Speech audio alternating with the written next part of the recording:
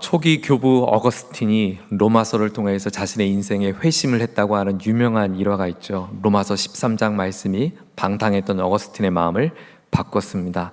루터가 자신의 신앙에 혼미했던 자신의 마음이 로마서를 통하여 새로운 영적인 깨달음을 얻게 하고 그 유명한 이신칭의의 그 진리가 그 가운데서 나오게 됩니다.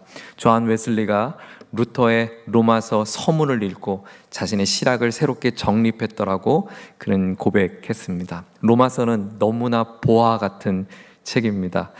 제가 보니까 우리 교회에서 2017년 12월 31일에 우리 최정권 담임 목사님께서 로마서 강해를 시작하셨습니다.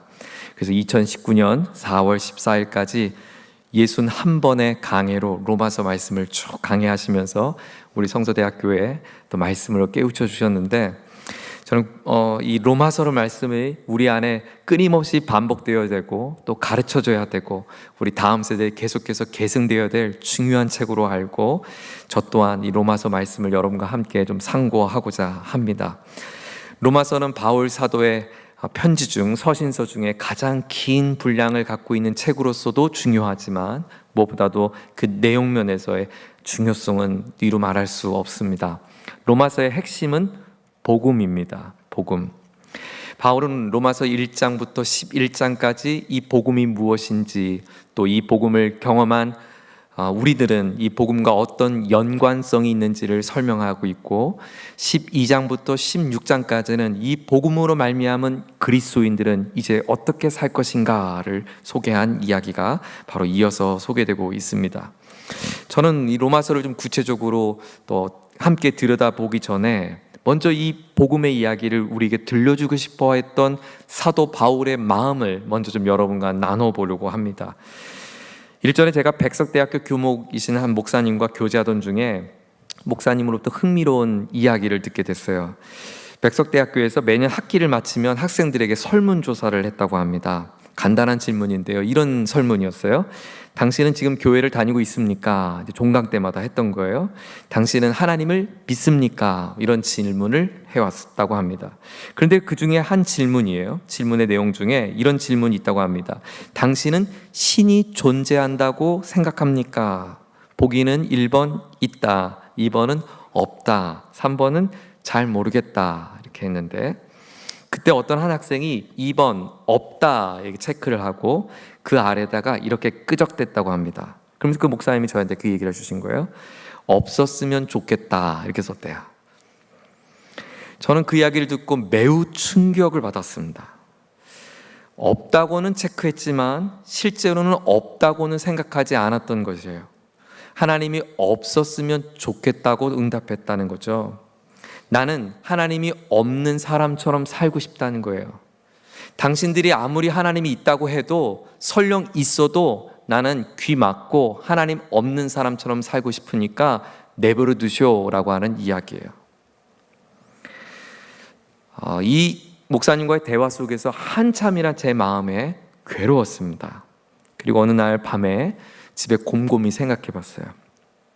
하나님이 없다 체크하고 없었으면 좋겠다라고 끄적댔던 그 녀석이 누굴까 궁금하기도 하고, 두 번째는 왜 그렇게 표현했을까?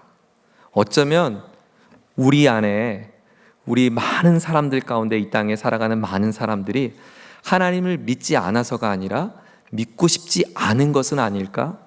팀 켈러도 유명한 비슷한 말을 했어요. 현대인들은 신을 없다고 인정하는 것이 아니라 신이 없는 것처럼 생각하고 싶다. 하나님이 없는 사람처럼 살고 싶은 이유가 뭘까? 이 땅에 신이 없다고 정말 믿는 사람이 얼마나 될까요? 정말 이 땅에 신이 없다고 믿는 사람이 과연 많을까요? 각자 자기가 생각하는 신을 다르게 의지하는 것이지, 대부분의 사람들은 신이 있어도 신과 상관없는 삶을 살고 싶은 더 많은 새로운 불신자들이 더 많다는 거예요. 제가 내린 결론은 이것이었습니다. 왜 그들은 그렇게 대답했을까? 자유 때문이었어요. 자유. 하나님을 믿게 되면 내가 잃어버리게 될 자유, 하나님을 알게 되면 신이 존재하면 내가 불편해지는 것, 하나님 때문에, 신 때문에 인간이 하지 못하는 자유, 그 자유를 찾고 싶은 마음 아닐까? 많은 사람들이 신앙인이 되면 신앙인으로서 갖춰야 될 의무를 먼저 생각하게 됩니다. 우리 그리스도인들은 주일 성수, 11조, 성경을 읽어야 하고 헌신해야 하고 우리 등등의 마땅히 해야 할 의무가 생각나고, 또 하나의 생각은 마땅히 하지 말아야 될 것이 생각나죠.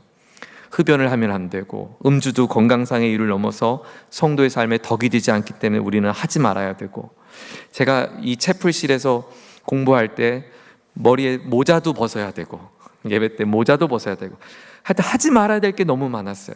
한 번은 제가 학부 4학년 때 찢어진 청바지 입고 수업 시간에 갔다가 교수님으로부터 바지 갈아입고 오라고 야단 맞은 적도 있었어요. 정말 하나님을 믿게 되면 우리는 이 모든 자유를 잃어버리는 것일까요?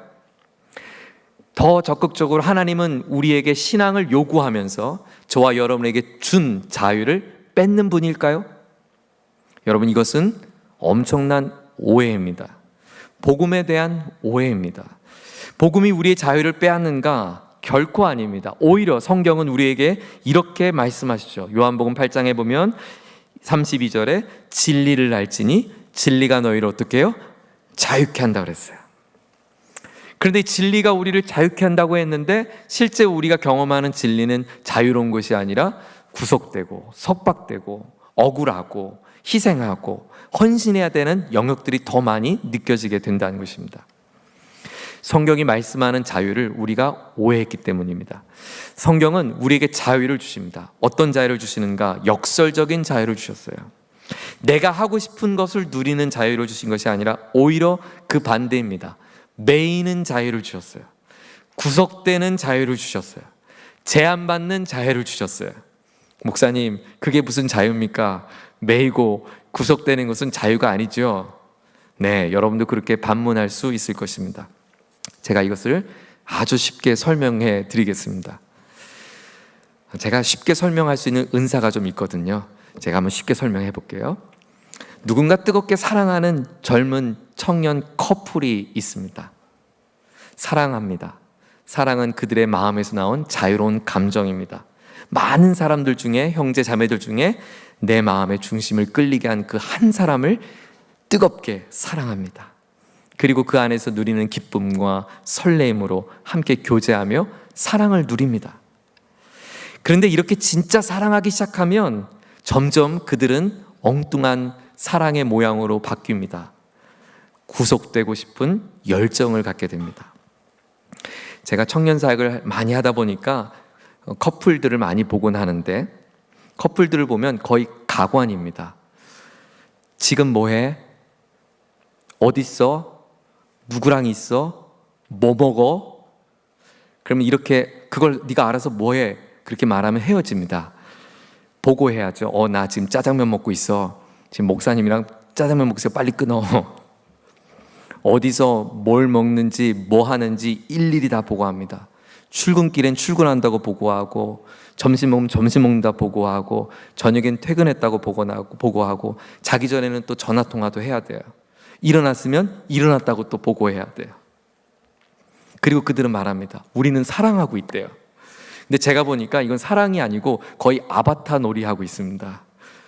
그런데 사랑하는 사람들은 이것을 아바타라고 말하지 않고 사랑한다고 말해요. 여러분, 이들을 누가 시켰나요? 아니죠. 스스로 구속받고 스스로 제한받는 자유를 선택합니다. 그것이 바로 사랑이 주는 자유의 독특한 특성입니다. 사랑으로 서로 구속되지만 그 구속은 자발적인 매임입니다. 그렇습니다. 저와 여러분이 복음 안에서 하나님 안에서 살아간다는 것, 하나님이 우리를 사랑해 주신 그 사랑을 가슴에 안고 우리도 주님을 사랑함을 통하여 자발적인 자유로운 매임 가운데 우리가 고백하는 것, 그것이 우리가 고백하는 믿음인 것을 믿습니다. 오늘 로마서를 기록한 사도 바울은 이 매임에 완전히 붙들린 사람이었습니다. 그래서 자신이 왜 이 복음 가운데 매이게 되었는지, 왜 내가 이렇게 주님 앞에 목숨 걸며 살게 되었는지를, 내 이 뜨거운 가슴을 성도들에게 나누고 싶은 거예요.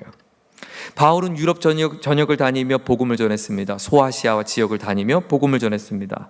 그의 서신서 대부분 그가 만났던 교우들과의 이야기 속에 회상하며 편지를 쓴 것이었어요. 하지만 로마서는 달랐습니다. 로마서는 주 40년 이후 로마에 이주한 유대계 그리스도인들이 전도한 그 이방인들 중심으로 세워진 교회입니다. 바울이 세운 교회가 아닙니다. 그들에게 이 로마 교회의 교우들을 만나보지 못했던 그가 만나기를 고대하는 마음으로 쓴 편지입니다. 내가 왜 이 복음에 붙들려야 하는지 여러분에게 이 복음을 들려주기 원합니다. 그 마음을 표현했어요. 그런데 이 자신이 만난 이 복음을 설명했던 사도 바울이 자신의 이 서신의 첫 마디에 자신을 향한 기가 막힌 표현으로 자신을 소개합니다. 1절의 말씀을 다시 한번 함께 한음성으로 읽겠습니다. 1절 시작. 예수 그리스도의 종 바울은 사도로 부르심을 받아 하나님의 복음을 위하여 택정함을 입었으니. 이 짧은 구절에 놀라운 신앙 고백이 다 담겨 있습니다. 이방인에게 복음을 전하기 위하여 사도로 세움받은 나 자신을 규정한 표현입니다. 그 중심에는 예수 그리스도가 있고 그 예수 그리스도의 종이라고 하는 자신의 정체성을 고백합니다. 자신이 사도로서 섬길 수 있는 이 모든 근거는 예수 그리스도께 있고 나는 그 예수 그리스도의 종이 되었다. 예수 그리스도의 종 바울. 우리는 종을 한 번도 해본 적이 없는 분들입니다. 그래서 사실 종은 막연하지 실제 이 종이라고 표현했던 바울의 마음을 잘 이해하긴 좀 어렵습니다. 당시 종은 사람이 아니었다고 합니다. 그저 주인의 소유물, something, 뭔가 하나의 어떤 물건이라고 여겨졌다는 거예요. 그래서 종은 주인의 한 소유물이어서 버릴 수도 있고 빌려줄 수도 있고 소유할 수도 있고 살릴 수도 있고 죽일 수도 있는 그 권한이 주인에게 있다고 합니다.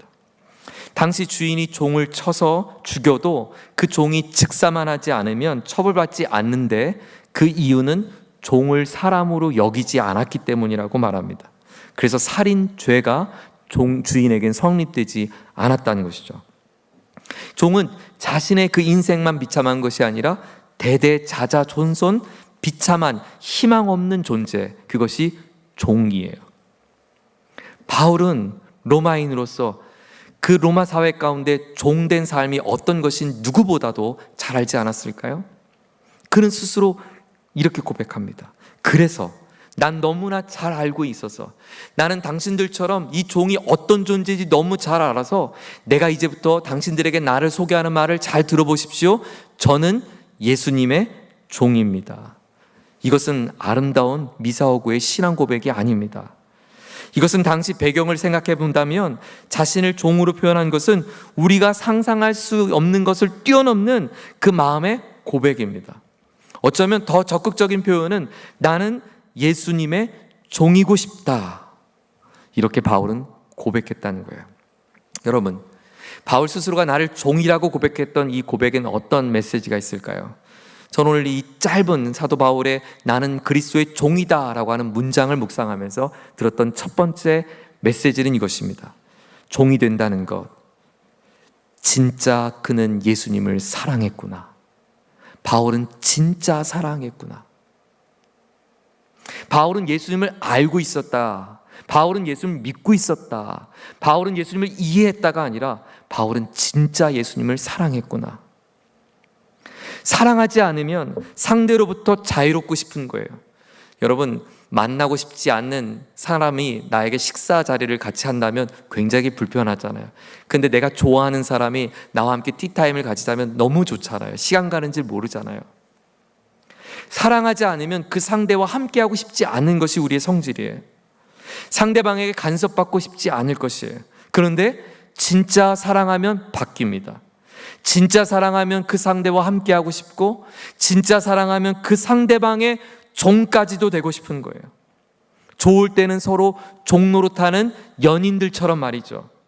마치 자기가 주인인 것처럼 너 뭐해? 뭐 먹어? 누구랑 함께 있어? 언제 잘 거야? 언제 일어났어? 마치 주인처럼 주인 노릇한 것처럼 종 행세하는 것처럼 사랑의 관계를 사도 바울이 하고 있다는 거예요. 정말 사랑하니까 예수님의 종이 되고 싶다. 바울은 정말 예수님을 사랑했구나. 사랑하는 교우 여러분, 하나님을 믿는다는 것은 하나님을 아는 것과 다릅니다. 제가 여러분에게 질문해 볼게요. 여러분 한번 대답 한번 해보세요. 여러분 하나님을 믿습니까? 아멘. 다시 질문을 바꿔볼게요. 여러분 하나님과 친하십니까? 질문을 또 바꿔볼게요. 여러분 그 하나님과 오늘 동행하셨습니까? 저는 지금 같은 질문을 했는데 여러분의 대답하는 목소리는 조금 달라요. 하나님을 믿는 것과 하나님을 아는 것과 하나님과 친밀한 것과 오늘 내가 이 하루를 하나님 손 꼭 붙잡고 산 것은 같은 이야기인데 우린 다르게 고백하고 있다면 어쩌면 우리가 믿는 하나님을 향한 믿음에 오해가 있는지 모르겠어요. 믿음은 소유하는 것을 넘어 사랑하는 것입니다. 하나님은 사랑이라고 말씀하셨고 내가 너희를 이처럼 사랑하니 너희도 나를 사랑해달라고 말씀하고 있습니다. 하나님을 사랑하는 것, 그것은 하나님을 나의 구원자로 믿을 뿐만 아니라 우리 교리적으로 하면 예수님을 나의 구원자요, 나의 주인으로 고백하는 것입니다. 그래서 우리는 나의 구원자요, 나의 주님으로 믿는 것이죠. 주님, 주인님, 나는 주님의 종입니다. 이 고백이 하나님을 믿는 신앙의 고백입니다. 인간은 누구에게나 원죄가 있습니다. 원죄를 어렵게 설명하려면 한도 끝도 없고 저는 어려운 거 싫어하니까 쉽게 설명해 드리면 하나님의 종되기를 거부하는 것이 원죄입니다. 하나님의 종의 자리를 거부하는 것입니다. 하나님의 주인 삼는 것을 거부한 것입니다. 내가 주인 되려고 하는 내 영혼의 악한 죄의 성향이 있다는 것이에요. 저는 하나님 간섭받고 싶지 않아요. 제 자녀는 제가 책임질 거예요. 뭘 공부시키든 어느 학원을 보내든 주일날 학원을 보내든 교회를 보내든 그거 내 권한이니까 그거 손대지 마세요. 이 월급은 제가 수고한 거예요. 돈 쓴 건 제가 알아서 할 테니까 이거 건들지 마세요. 시간은요, 제가 알아서 적당히 하나님께 드릴 거니까 나머진 제 거니까 그냥 하나님 보고 계세요. 젊음은 제 거니까 하나님 제가 제 마음대로 쓰고 좀 남으면 그때 헌신하든지 마든지 고민해 볼게요. 네, 우리는 아직 하나님께 종으로서의 믿음을 고백하지 못했기 때문입니다. 우리 안에 있는 원죄의 본능과 본성이 하나님의 종됨을 끊임없이 거부하려 할 때마다 저와 여러분들이 해야 할 것은 날마다 십자가 안에서 내가 죽는 믿음의 고백을 하며 하나님이 나의 물질과 시간과 삶의 모든 영역 속에 주인 되심을 고백하는 것, 그것이 복음의 시작입니다. 우리가 예수님을 믿는다는 것은 예수님을 나의 구원자요 동시에 나의 주인 되어서 나는 예수님의 종 되길 원합니다. 사랑은 말로 할 수 없죠. 사랑은 아끼지 않고 모든 것을 주는 것이 사랑입니다. 내가 선물 줬으니까 당신도 나에게 선물 주시오 하면 이건 사랑이 아니죠. 이것은 거래죠. 사랑은 모든 것을 내어줍니다. 그러므로 하나님이 우리를 사랑하는 것이 맞습니다. 하나님은 당신의 전부인 독생자를 우리에게 내어주셨으니까요. 그리고 주님은 우리에게 한 가지 요청하십니다. 나를 사랑해 주겠니? 저는 지난 주일 출애굽의 여정 속에 있는 이스라엘 백성들에게 하셨던 하나님의 약속의 말씀을 선포하며 올해 한 가지 여러분에게 당부했습니다. 같이 고백했습니다. 우리 하나님을 더욱 사랑하십시다. 이것은 우리가 잊지 말아야 할 너무 중요한 신앙의 고백입니다. 사도 바울의 나는 주님의 종입니다. 진짜 주님을 사랑했던 바울의 마음이, 바울의 신앙의 고백이 우리의 고백이 되기를 예수님의 이름으로 축원합니다. 둘째로 주님의 종이 된다는 것은 뭘까? 오늘 사도 바울의 이야기를 다시 한번 되돌아보면 나는 예수 그리스도의 종 바울은 사도로 부름을 받아 자신을 종이라고 설명했던 바울의 첫 번째 자신의 설명은 내가 그 종이 되어서 맡겨진 멍에가 있다라고 말합니다. 즉, 진짜 주님의 종이 된다는 것은 주님이 주신 멍에를 매는 것, 그것이 종으로서의 고백입니다. 요한계시록 3장 20절에 보면 예수님께서 우리와의 사랑의 관계를 이렇게 묘사를 했습니다. 볼지어다 내가 문 밖에 서서 두드리는데 누구든지 내 음성을 듣고 문을 열면 내가 그에게로 들어가 그로 더불어 먹고 그는 나로 더불어 먹으리라. 하나님이 우리를 얼마나 사랑하시는지 우리 안에 들어오고 싶으시대요. 내가 너의 인생 가운데 한복판에 들어가고 싶어. 너의 마음에도 들어가고 싶고 너의 가정에도 들어가고 싶고 너의 삶의 자리에 나는 들어가고 싶어. 우리의 인생 가운데 오고 싶으시대요. 그런데 오고 싶으신 이유를 이렇게 설명했어요. 내가 들어가고 싶은 이유는 너를 군림하기 위함이 아니야. 너를 정복하기 위함이 아니야. 나는 너에게 풍성함을 나누고 싶어. 너는 나로 먹고 나는 너로 먹는 그 아름다운 풍성한 사귐의 교제를 나는 갖고 싶어. 여러분, 하나님이 우리 주인이시니까 이렇게 표현하실 수 있잖아요. 세호야, 볼지어다 내가 지금 문 밖에 서 있으니 너는 문을 당장 열지어다. 아니, 그 말씀하지 않고 그냥 말씀하지 않고 들어오실 수도 있잖아요. 주인이잖아요. 여러분, 주인이 물어보고 하나요? 주인이 먼저 하죠. 마음대로 할 수 있잖아요. 그런데 주인이신 주님의 방법은 무례하지 않고 우리에게 기다리신다고 말합니다. 하나님이 나를 사랑하는 방법은 뭐였냐면 자유였어요. 자유. 어떤 자유인가? 얼마든지 마음의 문을 열어도 되는 자유, 심지어 열지 않아도 되는 자유까지 주는 사랑을 베풀어 주셨어요. 그리고 그 심지어 문을 열 때까지 나는 기다리시겠다고 말합니다. 여러분 보세요. 하나님이 우리에게 주신 사랑은 자유예요.